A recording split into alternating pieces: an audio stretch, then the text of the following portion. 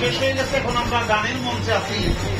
আব্দুল সোবন সরকারের লেখা গানই আমরা এই পর্যন্ত বেশিরভাগ করতেছি, কিন্তু আজকে আমার একটা মানববন্ধনের ডাক ছিল, আপনারা জানেন। সেটা হলো বাংলাদেশে যে মাজারগুলো ভাঙতেছে, ওলি আল্লাহদের মাজার, পীর ফকিরদের মাজার, তার বিরুদ্ধে একটা প্রতিবাদ সভা, একটা মানববন্ধন ছিল।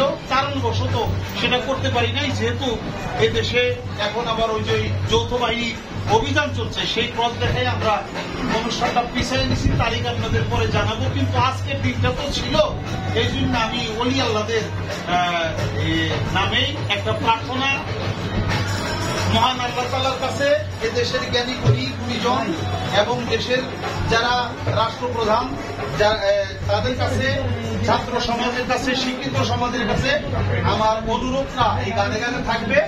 ওলি আল্লাহদের মাজার, এটা যেন আমরা কেউ ক্ষতি না করি, না ভাঙ্গি, তার জন্য আমার এই গানটা থাকবে। আমার ইচ্ছা ছিল যে আমি সেই গানটা এইরকম সমস্যারে সবাই গাবো, আমরাও এখনো সবাই গাবো, সেই গানটা আমার সাথে সবাই গাবো। ধন্যবাদ।